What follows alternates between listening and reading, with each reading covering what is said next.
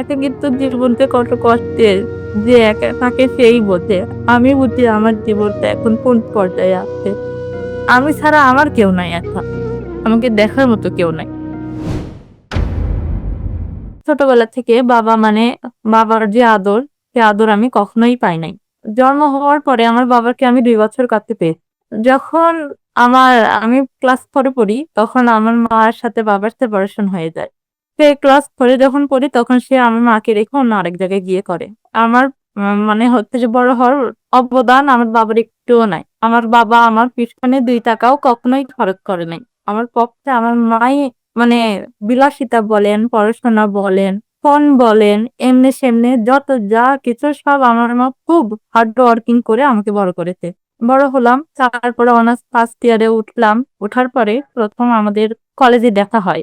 কলেজে দেখা হওয়ার পরে তার সাথে এমনিতেই মানে ফ্রেন্ড হিসেবে সে আমাকে বলে যে, "তোমার নাম্বারটা পেতে পারি?"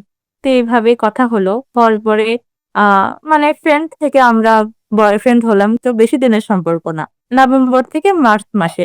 এর ভিতরে তার সাথে আমার খুব ঘনিষ্ঠ সম্পর্ক হয়ে যায়। প্রেম হয়ে গেল। এই অল্প সময়ের ভিতরে আমাদের সম্পর্ক। নভেম্বর থেকে মার্চ মাসের সম্পর্ক মানে এতদিন পরে আমার মা সম্পর্কটা জানতে পারে। জানতে পারার পরে আমাদের সম্পর্কটা মেনে নিচ্ছিল না। মা আমাকে ধরে মারে। আমার তখন খুব রাগ উঠলো যে আমি যাকে খুব প্রচন্ড ভালোবাসি কেন আমার মা আমাকে বিয়ে দিবে না। তখন তাকে নিয়ে আমি আমার ব্যাংক ছিল ব্যাংক ভেঙে সে টাকা আর হচ্ছে যে ২ ভরি গহনা নিয়ে আমরা পালাই যাই। পালাই যাওয়ার পরে ঢাকাতে আমার মা তো খুব পাগলের মতো হয়ে গেছিল।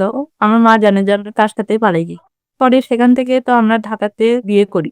বিয়ে করার পরে আমার আমার মাকে ছবি দিয়ে পাঠানো হয়। রেজিস্ট্রির যে কাগজ ছিল সেগুলো দেখানো হয়। দেখানোর পরে আমার মা তখন একটু মনে মানে শান্তি পায় যে আমার মেয়েও ওই ছেলের সাথেই আছে। আমি হচ্ছে ঢাকাতে বাসা নিয়ে থাকতে শুরু করি তখন। বাসা নিয়ে থাকার পরে আর্থিকভাবে আমরা তো খুব ক্ষতিগ্রস্ত হলাম। এখন কি করব? ভেবে কুল না পেয়ে আমি চাকরিতে ঢুকলাম। ওই ১.৫ মাসের মতো চাকরি করি। তারপরে করোনার লকডাউন হয়ে আসলো। তখন তারপরে তো একদম সবকিছু বন্ধ। তখন ঈদের ভিতরে আমরা ওখান থেকে মানে যা যাবতীয় জিনিস যা ছিল সব নিয়ে আমরা ওর বাসায় চলে গেলাম। ঢাকা থেকে যখন আমি আমার হাসব্যান্ডের বাসায় চলে গেলাম, তখন আমার হাসব্যান্ডের মানে সবাই আমাকে দেখে খুব ভালো লাগে। ভালো লাগার পরে আমাকে মেনে নেয়। আমাদের সংসারটা খুব ভালোই চলতেছিল। রোজার ঈদ গেল, কোরবানির ঈদ গেল। তারপরে হুট করেই একদিন আমার শাশুড়ি আমার থেকে চাইতে শুরু করলো যে অত্যাচার শুরু করলো যে আমার ছেলেকে বিয়ে করালে আমাদের এখানে টাকা দিত। অন্য ফ্যামিলির সাথে যদি বিয়ে দিতাম আমার ছেলেকে আমি ৫,০০,০০০ টাকা পাইতাম। কিন্তু তোমার সাথে বিয়ে দেওয়ার পরে আমি আমার ছেলের ৳১ টাকাও পাইনি। এরকম করে আমাকে মানসিকভাবে নির্যাতন করা শুরু করলো। ওখানে আমি থাকতে পারি না। থাকতে পারি না, আমার সাথে ঝগড়া করে, ঝামেলা করে। আর আমার মা গেলে আমার মাকে বলে যে, "বিয়ান দেখেন আমার বাসাতে ফ্রিজ নাই, আমার বাসাতে টিভি নাই। আমাকে দেওয়ার মতো আমরা হচ্ছে যে কোনো কিছু নাই। আপনার মেয়েকে আপনারা নিয়ে যান। এভাবে আমি চলতে পারতেছি না।" তাদের হচ্ছে যে লোন বাচ্চাতে তারাই চলতে পারত না। খুব লোন ছিল তাদের। তার ভিতরে আমি তাদের উপরে ঘাড়ের উপরে যেয়ে উঠি। তখন এভাবে না হওয়াতে আমি আবার ঢাকাতে চলে যাই। ঢাকাতে চলে যাওয়ার পরে সে ওখানে যেয়ে নেশা করে। অন্য হচ্ছে যে বদ মানুষের সাথে সঙ্গ হয়ে সে নেশা করে। আমাকে ধরে, ধরে মারে, পিটায়। আমি তখন রাগ করে আমার মার বাসায় চলে আসলাম। আমার মা তো আগে থেকে ওই ছেলেকে মানত না। তো আমি তখন আমার মাকে বলছিলাম, "আমি এই ছেলের সাথে আর সম্পর্ক রাখবো না।" আমার হাসব্যান্ডের সাথে অনেক ঝামেলা হয়। ঝামেলার পরে ছাড়াছাড়ি হয়ে যায়। বাইক খালি ডিভোর্স হলো। হওয়ার পরে ১ বছর খুব হার্ড ওয়ার্কিং করি, চাকরি করি। পরে আমি একা পড়ে যাই। পরে নতুন আরেকজন মানুষের সাথে পরিচয় হয় ২০২৩ এ। তখন সে বিদেশে থাকতো। আমাকে তার পছন্দ হয়। তার বাসা থেকে আর আমাকে দেখতে আসছে। দেখতে আসার পরে তারাও পছন্দ করে। পছন্দ করার পরে তাদের আমার হাসব্যান্ডের সাথে আমার ভিডিও কলেই মানে হচ্ছে যে বিয়ে হলো। বিয়ে হওয়ার ২.৫ মাস পরে আমার হাসব্যান্ড আসলো। তখন আমার সংসার খুব ভালোই চলত। তখন আমার হাসব্যান্ডের বাসাতেই ছিলাম। ওখানেই ছিলাম আমি। আমার হাসব্যান্ড ৪ মাসের ছুটিতে আসার পরে আমার বাবুটা হঠাৎ হঠাৎ করে কনফ হয়। আমার শাশুড়ি, আমার দেবর, আমার শ্বশুর সবাই একসাথেই ছিলাম। আমার হাসব্যান্ড ৬ বছর বিদেশ ছিল। ৬ বছর বিদেশ থাকার পরে তখনই আমার বিয়ের পরে তখনই সে ১ম আসে। আসার পরে আমার শাশুড়ি ব্যাংক অ্যাকাউন্টে আমার হাসব্যান্ডের অ্যাকাউন্টে হচ্ছে যে ৬ বছরে ৳১ টাকাও রাখতে পারেনি। যা ছিল আমার শাশুড়ি খাইছে, কিচ্ছুই করতে পারেনি। শুধু খাইছে। পরে আমি আমার হাসব্যান্ডকে বললাম যে, "শোনো, তোমাকে আমি একটা ব্যাংক অ্যাকাউন্ট খুলে দিই।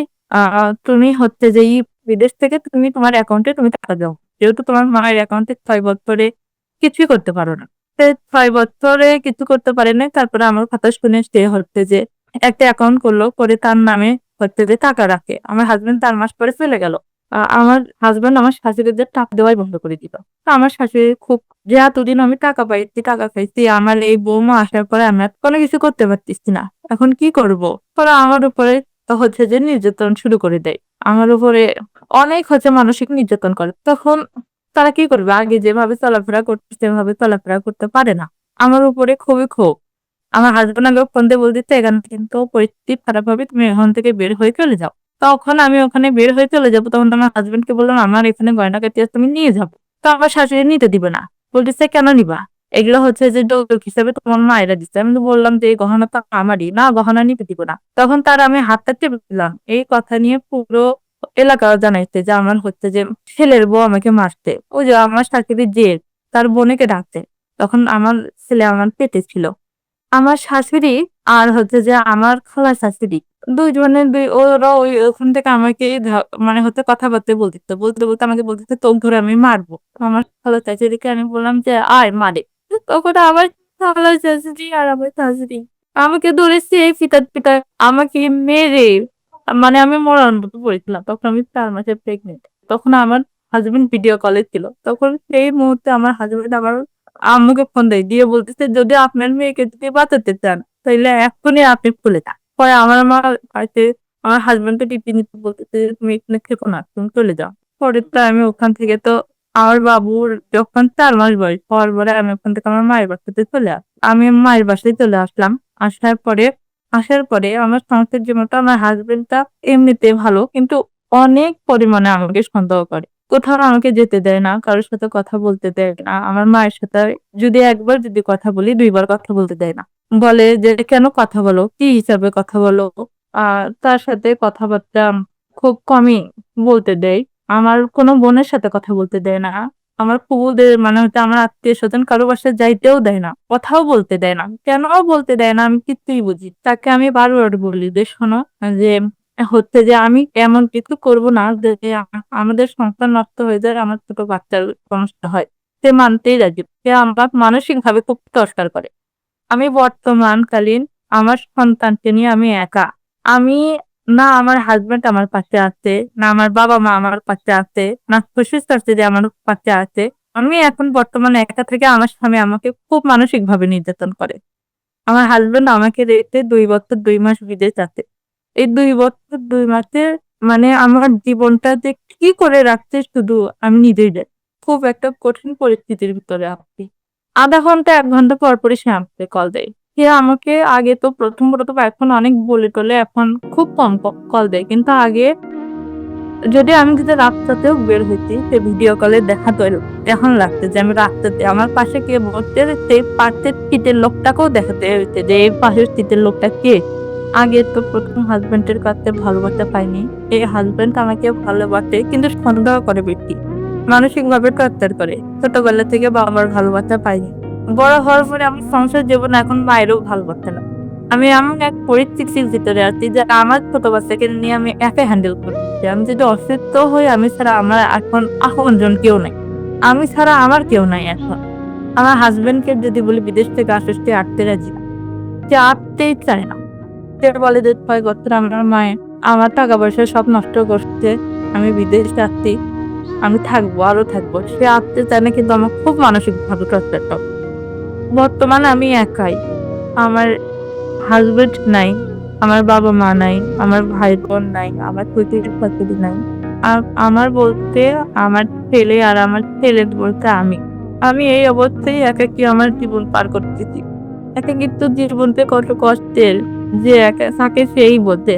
আমি বুঝি আমার জীবনটা এখন কোন পর্যায়ে আছে। আমার পাশে কেউ নাই, আমার বাসাতেও কেউ নাই। আমি যদি অসুস্থও হয়ে থাকি, আমাকে দেখার মতো কেউ নাই।